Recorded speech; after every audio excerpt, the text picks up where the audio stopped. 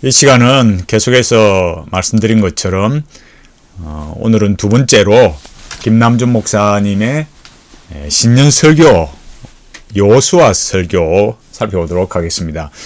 앞서 말씀드린 대로 니체의 책을 읽으면서 그 책을 탐독하면서 이 여호수아를 설교하고 있다라는 것이 아주 중요한 일입니다.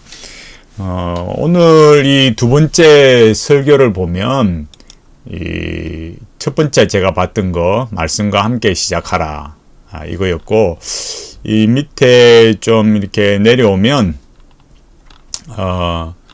그 핵심이 어저께 말했듯이 자유로운 존재로 사는 거, 주체의 삶. 제가 여기 니체를 통해서 말하는 것이 아주 위험한데, 그 말하는 내용들을 잘 보면 단순히 니체만 있는 게 아니다. 왜 그러느냐 하면 그 이전에 김남준 목사님께서는 주기도문 설교에서 이 하나님을 말할 때, 이 하나님이 뭐냐라고 말할 때 이 하나님이 전적인 타자다, 이런 게 먼저 우리가 분명하게 알고 가야 되는 거죠. 그러니까 김남준 목사님이 말하는 하나님은 어떤 하나님인가 라는 그 개념을 확실하게 알고 이 전체적인 걸 봐야 됩니다. 그렇지 않으면 이게 그냥 같은 단어를 사용하니까 같은 뜻이라고 생각하고 설교를 들을 수 있고 또 이해할 수 있지만 결코 그렇지 않다라는 거예요. 제가 셰프의 이 성에서의 도피, 이 책을 가지고 제가 말씀을 드렸잖아요. 이 책에서 말했듯이 뭐라고 했습니까? 여기 지금 김남준 목사님이 말하는 그 전적인 타자의 개념으로 말하면 정의되지 않는 신이에요. 그러니까 정의되지 않는 신이라는 거, 하나님을 전적인 타자로 본다라는 것은 어느 종교에나 그 종교와 나라와 민족의 그 역사와 시대를 따라서 옷을 갈아입고 나타나는 신이 되고 종교가 되는 거죠. 그러니까 이런 걸 그 칼바르트를 가르치는 사람들이 뭐라 그러냐면 자유 안에서 하나님을 사색한다, 하나님을 향유한다, 뭐 하나님을 경험한다, 이런 식으로 말하거든요. 그러니까 말하는 내용을 사실은 칼바르트를 우리가 잘 모를 때는 저게 뭔 소린지, 또 야 그게 그게 별건가 싶었지만 알고 보면 너무 반기독교적이고 충격적이고 정말 야 이래가지고 기독교가 뭔가 싶은 생각이 들 수밖에 없는 거예요. 이거를 잘 알아야 됩니다. 그 다음 두 번째 설교가 뭐냐면 강하고 담대하라, 여호수아서 1장 7절 8절 계속해서 이렇게 설교하는데, 여기 보면 이 두 번째 설교의 중요한 핵심 포인트는, 그 초점은 뭐냐면 묵상이에요. 묵상. 그러니까 여기 뭐랍니까, 청년기라 했잖아요. 청년기인데 여기 앞에는 뭐였습니까? 유아기였잖아요. 1번 말씀과 함께 시작하라 1장 1절로 6절은 유아기 신앙, 그 다음에 여기는 청년기 신앙이잖아요. 이것이 뭐였습니까?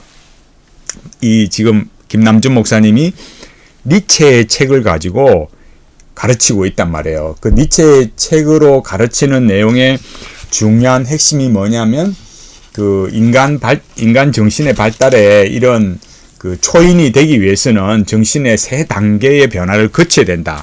제가 나중에 설명을 드리겠지만 그게 낙타 정신에서 그 다음에 사자의 정신으로서 또 그 다음 어린이 정신으로 가는 거예요. 어린이라고 해서 지금 여기 말한 이 유아기를 말하는 게 아니고, 지금 여기 이 말하는 거는 이 유아기는 낙타 정신. 그러니까 이렇게 그냥 자유인의 삶이 아닌 거죠. 그냥 굴종하는 거예요. 주인이 시킨 대로 하는 거. 그러니까 주체가 아닌 거잖아요. 딱 들어맞다니까요. 그러니까 이 위에 뭐랬습니까? 유아기 때는 그냥 자유인의 삶이 아니고 자유로운 존재가 아니고 주체가 아니다. 그러니까 주체가 되고 자유로운 존재가 돼야 된다. 그걸 김남준 목사님이 요수아를 가지고 니체를 탐독하면서 말하니까 저렇게 갈 수밖에 없는 거예요.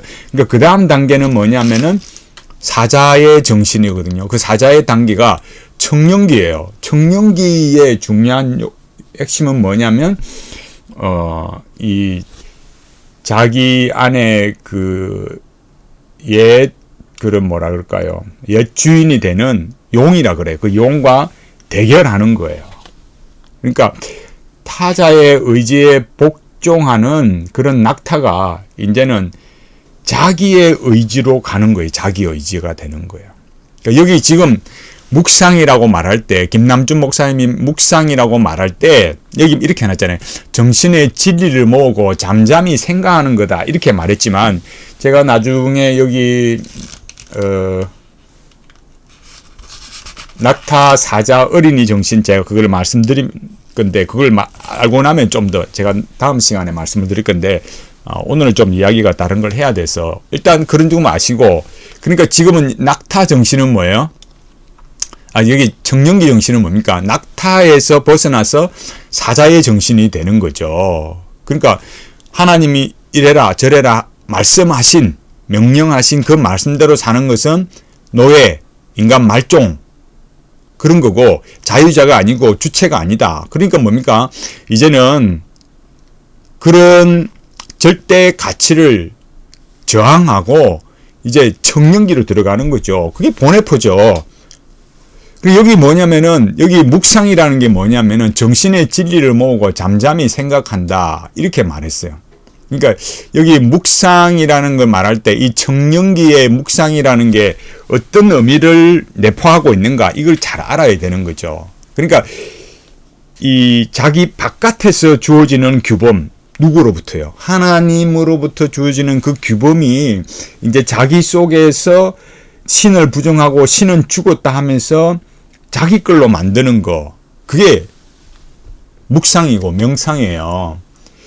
여기 니체의, 어제 제가 현대불교 말했는데, 제가 여기 자료만 이렇게 하다 보니까 니체가 여기 책 중에 뭐냐면은 여기 때 아닌 명상이라는 책이 있어요.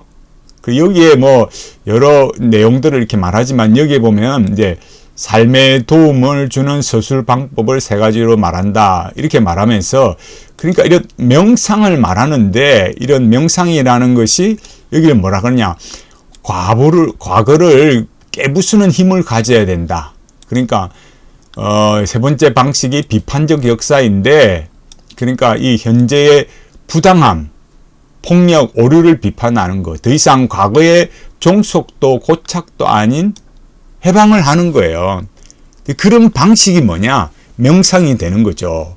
그러니까 알고 보면 사실은 뭔 얘기를 하고 있는가, 이런 것들을 우리가 알 수 있는 거죠. 그러니까 여기 김남준 목사님의 설교에서 명상이라는 것은, 여기 이 요소수 1장 7절 8절 강하고 담대하라, 이 말을, 이런 설교를 했을 때 앞에 유아기, 청년기 이런 걸로 단계적으로 말하기 때문에, 누구를 통해서요? 니체를 통해서 말하기 때문에 이게 굉장히 심각하다라는 거예요.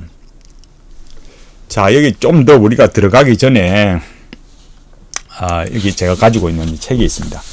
여기 책이 뭐냐면은 김남준 목사님이 쓰신 신학공부 나는 이렇게 해왔다라는 책이 있어요.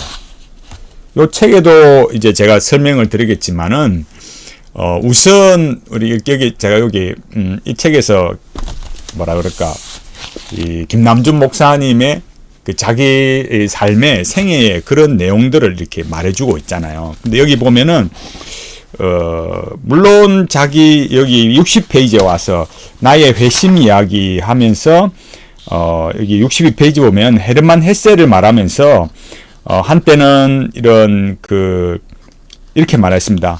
헤르만 헤세는 한때 신학을 공부하였으나 기독교 신앙을 버리고 오히려 불교의 가르침에서 마음의 평안을 찾던 사람입니다.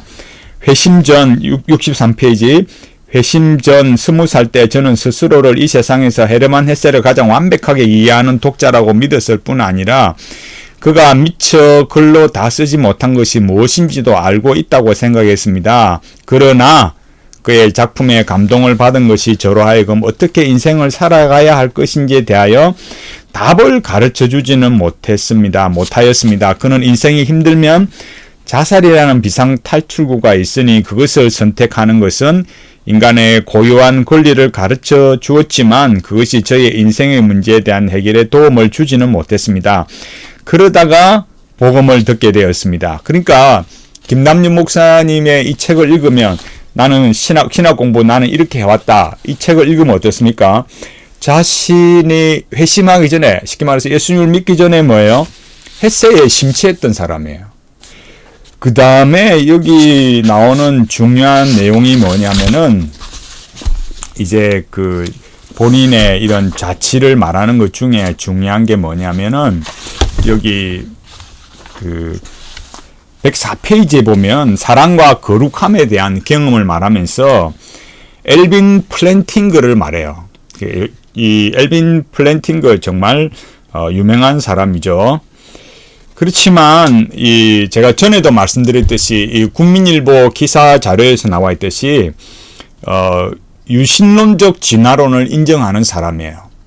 그런데도 여기 이 김남준 목사님은 개혁주의 진영을 대표하는 세계적인 기독교 철학자다 이렇게 말했고, 중요한 거는 여기서 우리가 특히 여기 김남준 목사님의 두 번째 요소와 설교에서 보면 그 묵상이라는 관한 주제를 말할 때 여기 본인에 대한 어떤 영향을 준 엘빈 플랜팅거를 말하면서 그 소위 그 어떤 관점으로서 자기 신앙의 체계와 그런 내용들이 채워졌는가 이런 것들을 알 수 있는 중요한 또 하나의 어떤 에피소드가 있어요. 그게 뭐냐면 이런 게 있습니다. 등산을 유난히 좋아했던 플랜팅거는 언젠가 높은 산을 오르면서 갑자기 하나님의 임재를 강하게 느끼게 되었다고 간증하였습니다. 하나님의 사랑에 대한 초월적 경험에 대하여 그는 다음과 같이 말합니다. 산은 나에게 축복이었다. 몇 해 동안 산에서 하나님에 대한 의식이 강력하게 나에게 작용했던 것 같다. 나는 산에서 길을 잃은 적이 있다고 앞서 여러 번 언급했는데 몇 차례나 산에서 강하게 하나님의 임재를 느꼈다. 비록 어떤 때는 죄책감과 하나님의 책망을 느낄 때가 있었지만 말이다. 그러면서 105페이지에서 김남준 목사님 이렇게 말했어요.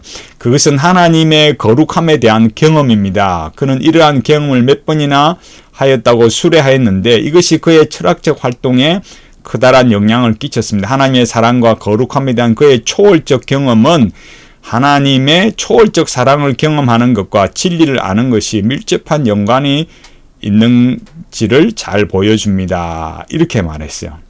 그러니까 이 초월적 경험, 산책하다가 초월적 경험을 이렇게 했다라는 거죠. 여기에는 무슨 그게 하나님의 어떤 말씀이나 어떤 그런 내용이 없어요. 이런 것들을 이 초월적 경험에 대해서 중요하게 언급을 하는 거예요. 그러면서 여기 밑에 문단에서 이렇게 말합니다. 하나님께서는 종종 신자들에게 이렇게 초월적 방식으로 당신의 사랑을 주셔서 충만하게 하십니다. 그러면서 로마서 5장 5절 6절 베드로 1장 8절 말하는데, 아니 로마서하고 베드로 전서가 무슨 이런 산책하다가 하나님의 경험하는 걸 말합니까? 이게 지금 김남준 목사님이 생각하시는 이런 그 하나님의 사랑을 경험하는 그 방식이 우리가 알고 있는 그런 방식과는 아주 다르다라는 거예요. 제가 여기 좀 더 와서 중간에 좀 더 이야기할 수 있지만 394페이지 오면은 제목이 뭐냐면 제목 자체가 도를 따르는 사람이에요. 그렇게 말하면서 뭐라고 말하느냐면은 여기에 다른 이야기들을 하면서 396페이지 오면 뭐라냐면은 장자의 인간 세편을 말합니다. 장자의 인간 세편. 이 장자의 인간 세편 제가 이쪽 옮겨서 보겠습니다. 여기서 보면 뭐라 그러냐면은 여기에 사람들은 모두 쓸모 있는 것에 쓸모는 알아도 쓸모 없는 것에 쓸모를 모른다. 이렇게 말했어요. 장자의 철학, 장자를 말하면 내가 가는 길이 곧 길이야. 예. 이 장자를 가지고 박사학위를 따고 인문학을 말하는 분들이 많죠. 근데 여기 뭐라 그러냐면은 요 위에 첫째 문단에서 이렇게 말했어요. 신학교에서 공부를 하는 동안 신학생들이 마음을 쏟아야 할 것은 목회의 기술을 배우는 것이 아니라 신학의 도를 터득하는 것입니다. 이렇게 말했어요. 자, 여기 제가 말씀드리려고 하는 게 뭐겠습니까? 이 신학의 도를 터득한다고 말하면서 예를 들어서 바울을 말했다든지 이러면 문제가 또 다르겠지만 장자를 말한 거예요. 장자라는 건 역시 마찬가지로 니체와 일맥상통합니다. 그게 뭐냐면은 누가 나한테 뭐라 하지 마라. 외적인 규범 그런 거 필요 없어. 금방 말씀드렸듯이 내가 가는 길이 곧 길이야. 그것이 장자의 기본적인 핵심이에요. 그러면서 여기 398에 와서 목회자는 도의 사람이 되어야 됩니다. 라고 말하면서 그러니까 이게 뭘 말하느냐면은 이 기독교 신앙, 목회 이런 걸 말하면서 앞에 말씀드렸던 엘빈 플랜팅거나 그런 초월의 하나님의 사랑을 경험, 하나님의 경험 이런 걸 말하고 도를 장자의 도를 말하고 목회의 도 이렇게 연결하는 것은 성경적인 방식의 이런 내용이 아니라 지극히 동양적인 도를 가르치는 거예요. 이게 요즘 유행하는 소위 목사들의 어느 교수들처럼 목사들처럼 인문학이 뭘 대단한 걸 줄 것 같지만 인문학과 혼합이 되면 결국 기독교는 그 인문학에 융합이 되어버리고 기독교는 의미가 없어요. 너무 과하다 생각할지 모르겠지만 이 김남준 목사님의 이 책에서도 그게 드러나잖아요. 그래서 여기 뭐라 그러냐면은 제가 여기 그 설교에서 보여드린 것처럼 여기 뭡니까? 여기에 묵상이라는 것이 여기 잘 보세요. 요거 연결이 됩니다. 진리의 기독교적 묵상이 뭐냐? 그냥 여기 보면은 아무거나 골몰하게 생각하는 게 묵상이 아니다. 기독교 묵상은 진리의 말씀 그리고 하나님에 대한 묵상이다. 하나님을 마음속으로 깊이 생각하는 것이다. 이렇게 말해놓고 그러면 마치 그게 맞는 말 같은데 내려오면 무슨 말이냐면 지금 이 책에서 말하는 것과 연관성이 있다는 것을 알 수 있어요. 여기 보면 묵상의 기술이라 했잖아요. 묵상의 기술이라는 게 뭐냐? 여기 잘 보십시오. 율법책을 떠나지 말게 해라. 그러면서 여기 뭐라냐? 그 율법에 담겨진 하나님의 성품에 대한 생각이 마음에 스며들게 하라는 것이었습니다. 그럴까요? 이거는요. 여기 이 12분 33초, 38초에 있는 이거는요. 이는 그냥 순전히 김남준 목사님의 생각이에요. 그리고 여기 왜 그러냐면은 성경을 그러니까 책 읽고 설교 듣고 성경을 읽어도 사람이 안 변한다 이거예요. 그건 마치 뭐와 같으냐? 그냥 비가 쏟아지는 것 같다. 그냥 장독에 그냥 그릇 덮어 놓으면 다 그냥 쏟아지는 것에 아무 도움이 안 된다 이거예요. 설교를 들어도 그 자신의 뜻으로 받아들이는 묵상의 과정이 없다 이거예요. 여기 뭐라 합니까? 야, 여기에 정말 참 제가 정말 놀랜다니까요. 여기 뭐라고 합니까? 최근에 책을 읽다 보니까 책 뭐 읽었다고요? 니체 책 탐독한다 했잖아요. 이런 이야기를 누가 했나? 쇼펜하우어도 했다. 야, 참 이게 뭐 어이가 없는 거예요. 그 다음에 그에게 영향을 받은 니체도 똑같은 이야기 했다. 이렇게 말해요. 그래서 책을 많이 읽지 마라. 바보가 된다. 그러니까 독서 어마어마하게 했는데 니체가 책 읽지 마라 했다. 쇼펜하우어도 아무 책이나 읽지 마라. 바보가 된다. 그럼 쇼펜하우어나 니체 두 사상가가 뭐라고 말했느냐? 지식 무용론이 아니다. 진짜로 인생을 살기 얻어진 건 뭐냐? 머리로 얻어지는 것이 아니라는 거예요. 그럼 니체가 뭐 했을까요? 니체가 뭐 했냐면은 산책하면서 자기의 그런 그런 지식들을, 생각들을 이렇게 하고 가지고 그랬거든요. 그때 뭐가 자기에게 탁 다가왔느냐? 짜라투스트라가요. 그러니까 오늘날 우리가 그냥 니체라는 걸 읽을 때 그냥 짜라투스트라가 이렇게 말했다 이렇게 말하면 야 그게 무슨 말일까 이렇게 생각할 수 있지만은, 그러니까 이 니체라는 개념에 있어서 중요한 것은 제가 이 중요한 개념으로 말하는 거, 제가 여기 다시 이쪽에 와볼까요? 그렇게 만만하지 않고 쉽지 않습니다. 제가 여기 말에는 이 멘탈리티의 핵심 키워드를 제가 말했잖아요. 여기에 이 구상화에 등장하는 중요한 요소가 뭐냐면은 영적인 안내자, 스피릿 가이드예요. 귀신이라니까요. 이게 정말 여러분 중요한 겁니다. 제가 하나 검색을 해보겠습니다. 여기 니체가 보면은, 여기 보면은 제가 여기 하나 보여드려 보겠습니다.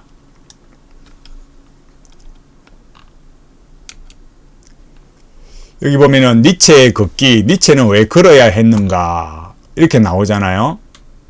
그러니까 겨우 몇 줄만 빼놓고 전부가 길을 걷는 도중에 생겨났으며 6건의 공청에 연필로 휘갈겼다.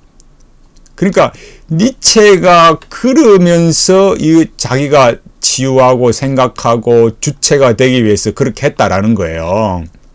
그러니까 그때 자기에게 다가온 그게 뭐냐? 짜라투스트라였다니까요. 그러니까 쉽게 말하자면 우리가 보면은 여기 제목도 때 아닌 명상 이렇게 프리드리히 니체의 그 책에서 이렇게 말했듯이 우리가 니체를 읽을 때 여기서 말하는 것처럼 쇼펜하우어나 이렇게 니체를 말하지만은 니체 여기 나오자 니체도 똑같은 이야기 했다 이렇게 말하지만은, 그러니까 니체가 뭘 말했습니까? 신은 죽었다. 서양인을 지배하고 있던 그런 요소들이 다 이제는 끝났어. 기독교의 신을 안 믿어. 절대 가치, 절대 규범 이런 거는 이제는 없어. 내가 만들어 가야 돼. 여기 설교로 말하자면 뭡니까? 유아기 신앙이 아니고 청년기를 거쳐서 어린이로 가야 돼. 초인이 돼야 돼. 말종이 아니다. 이런 것들을 말하면서 결국 그런 자기의 내용들이 어디서 왔느냐? 짜라투스트라에서 뭐 하면서요? 산책하면서 왔다 이거예요. 그게 뭐라고요? 접신을 통해서 왔다고요. 정목사처럼 너무 많이 나간다 이렇게 생각할지 모르겠지만은 이런 거를 말해주지 않으니까 책을 읽어도 이 짜라투스트라는 이렇게 말했다 또 아니면 니체 말했다 이런 걸 말하면은 당최 근본적인 그 내용이 뭔지를 모르는 거예요. 쉽게 말하자면 하나님은 싫고 하나님 외에 자기가 신이 되고, 박천국 교수님이 말했잖아요. 니체가 말한 거는 기독교 신은 죽이고 자기가 신이 되는 거예요. 그러니까 접신을 통해서 만난, 그게 자기가 내리꽂힌 거죠. 그 산책을 하다가 만난 거니까. 그러니까 결국 뭐겠습니까? 그 짜라투스트라라는 게 뭐예요? 영적인 안내자, 스피릿 가이드예요. 요즘 말로 하면은 어느 소설 작가처럼 채널링을 하는 거예요. 이걸 여러분 분명하게 아셔야 됩니다.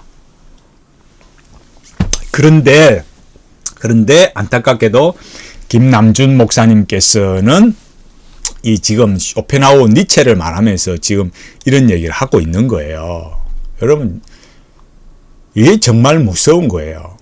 제가 이 시간상 너무 길기 때문에 일단 요까지 1차적으로 말씀을 드리겠습니다. 자, 중요한 건 뭐라고요? 자, 여기서 말했듯이 명상이라는 거, 여기 제가 요 책에 있는 것도 제가 마저 하고 마칠까요? 여기 보면 이렇게 나와 있습니다. 목회자는 도의 사람이 돼야 된다. 398페이지에 신학 공부 나는 이렇게 해왔다. 목회자는 도의 사람이 되어야 합니다. 그 일을 위해서는 열렬한 독서만으로 충분하지 않습니다. 독서를 통하여 습득한 성경과 학문에 대한 머릿속의 지식이 묵상과 사색을 통하여 가슴으로까지 내려와야 합니다. 그리고 가슴에 정동을 불러일으킨 지식은 자신의 삶에 적용되어 실천으로 나타나야 합니다. 요 그대로 여기 여호수아 설교에도 나타나요. 정동을 불러일으킨다. 그러니까 여기 여호수아 설교에서는 나중에 뭐라고 나오느냐면 감동을 받아야 된다. 이런 걸로 나오는 거예요. 그런데 여기에 뭐가 추가되면요. 쇼펜하우어와 니체가 추가되면서 묵상을 말하는 거예요. 쇼펜하우어가 또 니체가 기독교는 죽었다. 하나님을 죽여버린 그런 니체가 성경의 묵상, 여호수아가 하나님의 말씀을 받고 그 말씀에 순종한 그런 내용과 아니면 예를 들어서 시편 1편의 묵상처럼 그런 묵상을 했습니까, 여러분? 아니잖아요. 장자가 그래 했습니까? 아니에요. 니체는 짜라투스트라가 말해준 걸 받아쓰기 한 그야말로 반기독교적인 접신을 통해서 나타난 것을 쓴 사람이에요.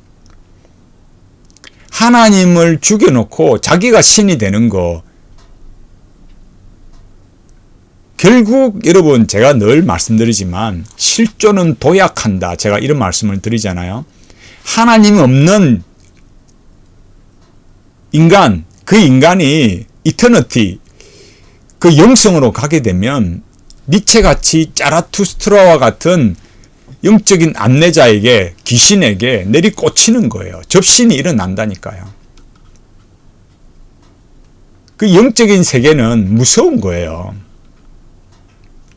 산책을 하다가 그렇게 내리꽂히는 거예요. 아까 엘빙 플랜팅그가 말한 그런 것도 과연 그게 무엇인가 심각한 고민을 하게 되는 거죠. 제가 오늘 이 시간에 이제 이 두 번째는 제가 말씀드리는 것은 뭐냐면은 이런 명상이라는 거, 여기 이게 묵상이라는 거, 여기 김남준 목사님 말하는 묵상이라는 것이 쇼펜하우어와 니체를 통해서 가는 거, 이 사람들은 뭐 하는 거니까요. 기독교의 성경이 말하는 그 하나님을 죽여놓고 자기가 주체적으로 생각하고 접신해서 자기 걸로 만드는 거잖아요. 그러니까 인문학을 통해서 성경의 묵상을 말하게 되면 논리적으로 일관성을 상실하고 논리성을 가질 수가 없다 이거예요. 결국 뭐가 되겠습니까? 니체의 방식으로, 쇼펜하우어의 방식으로 가게 되는 거죠. 기독교는 끝나는 거예요. 정말 아쉽습니다. 정말 안타깝습니다. 그러니까 우리가 이 기독교 신앙에 있어서 이런 묵상으로 가서는 안 된다. 말은 인문학 좋다고 이야기하고 쇼펜하우어, 니체 이렇게 가져와서 이 묵상이라는 말을 하고 머릿속에 있는 것이 아니라 그게 내 것이 되어야 한다. 쉽게 말해서. 그렇게 말하지만 결국 그렇게 되면 어떻게 된다고요? 하나님을 죽이고 성경을 파괴한다고. 우리 신앙을 인문학적 신앙으로 실존적 종교로 만들어 가버린다 이거예요. 이런 명상은 결코 성경이 가르치는 명상이 아니다라는 겁니다. 우리가 참 이런 시대의 아픔을 보고 있습니다. 기독교, 이전의 기독교 아닙니다. 완전히 초토화되고 있습니다. 김남준 목사님께서 이렇게 쇼펜하우어, 니체를 통해서 하나님의 말씀, 여호수아를 가르치고 여호수아서를 설교하고 이렇게 양상으로 나타났다는 것은 이미 한국의 목회자들이 너무너무 많이 변질이 되었다는 하나의 표지가 되는 겁니다. 현실도 실제로 그렇습니다. 지금 뭐 인문학적 설교 잘하는, 인문학적으로 설교하는 목사가 가장 인기 있는 시대이고 영성을 말하는 목사가 가장 인기 있는 시대입니다. 우리가 이런 시대의 안타까움을 생각하면서 정말 말씀에 바르게 붙들려 가도록 하나님께 의지하고 기도하고 말씀과 교리에 충실하게 우리 신앙이 견고하게 세워지도록 기도하는 우리 모두가 되기를 간절히 바라겠습니다.